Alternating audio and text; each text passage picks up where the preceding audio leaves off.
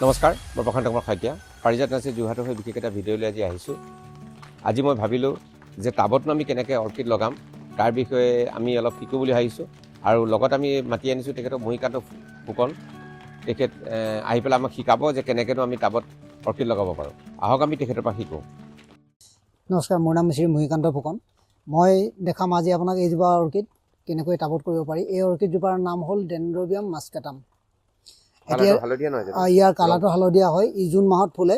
আৰু আপোনাৰ এতিয়া এই অৰ্কিডজোপাৰ বিষয়ে মই প্ৰথমে কেইটামান কথা ক'ব বিচাৰিছোঁ। ইয়াত আমি দেখিছোঁ এইকেইটা ডালত আপোনাৰ পাত আছে আৰু এই ডালটোৰ আপোনাৰ সেই আগৰ পৰা পাতকেইটা সৰি আহিছে, আৰু এইটো ডালত আমি দেখিছোঁ একেবাৰে পাত নাই। বহুতে ভুল কৰে এই ডালটোত পাত নাই যিহেতু এইটো মৰিছে নেকি এই বুলি কাটি দিব বিচাৰে। কেতিয়াও কাটিব নালাগে। একচুৱেলি ডেনড্ৰবিয়াম প্ৰজাতিৰ যিবিলাক অৰ্কিড হয়, ডেনড্ৰবিয়াম অৰ্কিডবিলাকৰ মানে কিছুমান এইবিলাক লিফলেছ বুলি কোৱা হয়, মানে পাতটো নাইকিয়া হৈ যায়। পাতটো যেতিয়া নাইকিয়া হ'ব, পাতটো নাইকিয়া হোৱা অৰ্কিড ডালটোতহে ফুল ভালকৈ ফুলে। গতিকে এইটো ডাল মৰা নাই, ইয়াক কাটিব নালাগে।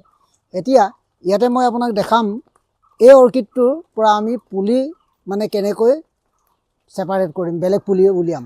এতিয়া চাওক, এই গছজোপাত আমি দেখিছোঁ এইবিলাক আপোনাৰ পুলি আছে। এইটো দেখিছেনে? এইটো আপোনাৰ শিপা আছে আৰু এডাল গছ দেখিছোঁ। এইডাল মাদাৰ প্লেণ্টজোপা আৰু ইয়াত আপোনাৰ এইটো এটা পুলি হৈছে। এই পুলিটো আমি ইয়াৰ পৰা ছেপাৰেট কৰিব পাৰোঁ। এইটো চাওক, সাধাৰণভাৱে এনেকৈ আমি টানি দিলোঁ, এইটো ছেপাৰেট হৈ গ'ল। এই পুলিটো ছেপাৰেট কৰি লৈ আহিলোঁ আৰু ইয়াক ছেপাৰেট কৰি আনি এইবিলাক আমি টাবত কৰিব পাৰোঁ। টাবত কৰিলে ই ভাল হয়, টাবত কৰিব পৰা যায়। আৰু ইয়াক আমি টাবত কৰিবলৈ হ'লে কি কৰিব লাগিব, এনেকুৱা ধৰণৰ এটা আপুনি মাটি টাব ল'ব। আপোনাৰ এইটো পুলিটো সৰু কাৰণে মই সৰু টাব লৈছোঁ। এনেকুৱা ধৰণৰ যদি ডাঙৰ পুলি হয় ডাঙৰ টাব ল'ব লাগিব। এতিয়া এইটো সৰু পুলি, গতিকে মই সৰু টাব এটা লৈছোঁ।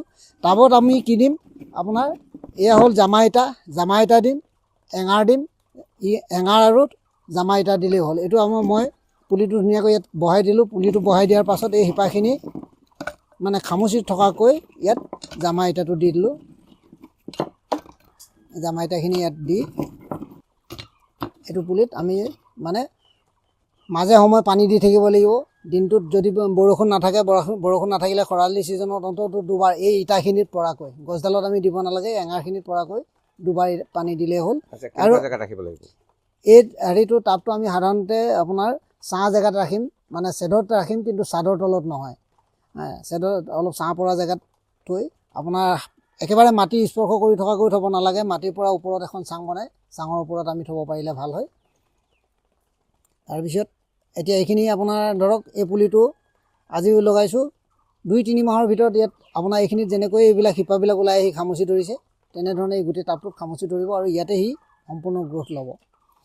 ফুলাৰ টাইমটো আপুনি ক'লে জুন জুলাই? হয়, জুন জুলাইত ফুলেহি। আৰু কিবা কেয়াৰ ল'বলগীয়া থাকে নেকি? ইয়াত অন্য কেয়াৰ ল'ব লগা নাই। আপোনাৰ ফাংগাছৰ সমস্যা সাধাৰণতে নাহে, আৰু যদি কিবা কাৰণত ফাংগাছৰ সমস্যা আহে, ফাংগাছৰ সমস্যা আহিলে আপুনি চাৰ্ফ বা মেগাজেব ইউজ কৰিব পাৰে। তাৰ বিহনে আপোনাৰ অন্য ধৰণৰ কোনো হেৰি কৰিব নালাগে। আৰু এইটোত মই একো নিদিয়াকৈ আপোনাৰ ইমান ধুনীয়া হৈ আছে পুলিটো। এইটো এটা স্বাস্থ্যৱান পুলি। হয়, ধন্যবাদ আজিৰ বাবে। আমাক তেখেতে বুজালে কেনেকৈ আমি ছেপাৰেট কৰিম, কেনেকৈ আমি লগাম। আৰু লগোৱাৰ বতৰৰ কিবা কথা আছে নেকি? বাৰিষা লগাব লাগে, খৰালি লগাব লাগে, এনেকুৱা কিবা কথা আছে নেকি? বাৰিষা হ'লে ভাল হয়। আপোনাৰ ধৰক জানুৱাৰীৰ পৰা আপোনাৰ আগষ্ট ছেপ্টেম্বৰলৈকে। খৰালি আমি সাধাৰণতে নলগোৱাটোৱে ভাল। হয় হয় হয়, ধন্যবাদ ফুকন ডাঙৰীয়া। আমাক আজি তেখেতে বুজালে কেনেকৈ আমি ছেপাৰেট কৰিব পাৰোঁ আৰু কেনেকৈ আমি এই অৰ্কিডটো আমি লগাব পাৰোঁ। তো মই ভাবোঁ যে আপোনালোকে এনেকুৱা অৰ্কিড লগাই পেলাই আপোনালোকৰ ঘৰখনো ধুনীয়াকৈ থ'ব পাৰে, আৰু এই দ্বিতীয়তে স্পেচিছ আপুনি সংৰক্ষণো কৰাৰ এটা সুবিধা হৈ যায়। ধন্যবাদ আজিৰ বাবে। ইতিমধ্যে আমাৰ ভিডিঅ'খিনি চাই আপোনালোকে ভাল পাইছে বুলি আমি অনুমান কৰিছোঁ। তথাপিতো যদি আপোনালোকৰ কিবা কমেণ্ট থাকে আমাক জনাব, যদি আপোনালোকৰ ছাজেশ্যন থাকে আমাক জনাব, আৰু যদি চেনেলটো ভাল পায় তেতিয়াহ'লে লাইক কৰি পেলাই ছাবস্ক্ৰাইব কৰিলে আপোনালোকে নাপাহৰিব, যাতে আমি ভৱিষ্যতে ভাল ভিডিঅ' দিবলৈ উৎসাহিত হওঁ। ধন্যবাদ।